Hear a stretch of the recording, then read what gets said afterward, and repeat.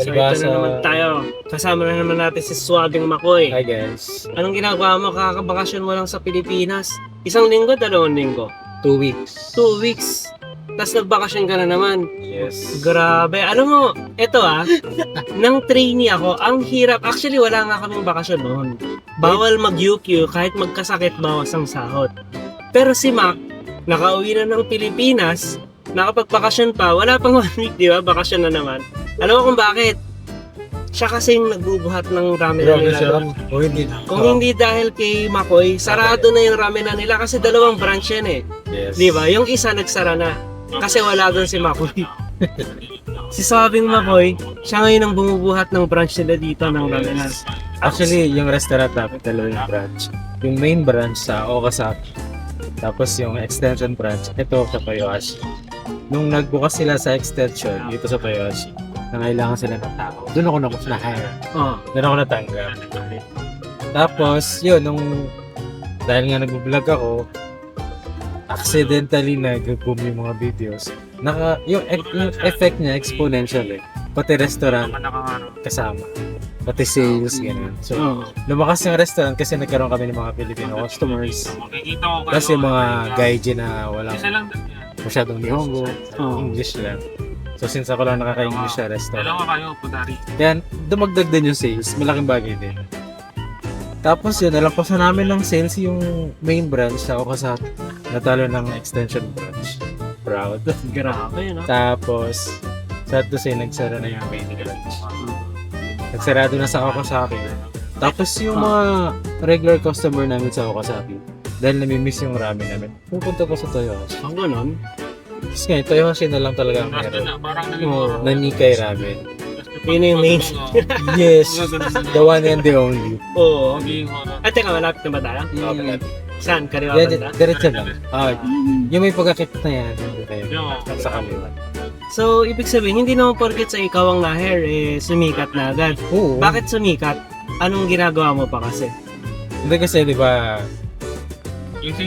bago pa naman ako na-hair dyan, nagpa-vlog na ako. Yung daily life ako na vlog sa Japan, kino-content ko yan dati. Mga long form videos ko, pinapost ko yan sa mga social media platforms ko. Tapos, one time, kinausap ako ng katrabaho kong Japanese sa restaurant. Tapos ang bilis niya magsalita, like parang kausapin niya ako, parang sabay kami lumaki dito sa Japan. Oh. Like parang sabay kami nag-high school, gano'n. Ay, hindi niya alam na hindi ka pa ganun kagaling. Hindi naman tayo, kahit naman nagawa yun, wakaranay pa rin ako sa niyo. Hindi naman tayo fluent sa niyo. So yung reaction ko parang ano yung may loading na lumalabas? Pasok, special effects. Yun pa rin ginawa mo Loading, kasi ganun. nag-aana. Tapos, parang tayo palang nakarelate. Oo. Relatable pala siya. Dahil palang Pinoy na ganun din araw-araw. Like, kaya pag kinakausap mo mga katrabaho din ng Japanese. Ito na, Okay na. Tapos, yun, nagulat ako sa performance ng videos. Grabe, sabog yung notif ko, no? Lalaki pa lang yun, si Yano pa lang yung kausap ko. Yung first mo. Oo, first viral ko sa restaurant. Tapos, ay sabi ko, magaganda yung mga baito ko. Market din to. Sinundan ng kay Nacha. Mas nalampasan pa niya ngayon yung kay Yano na video. Okay, sige. Gusto niya ng gantong content.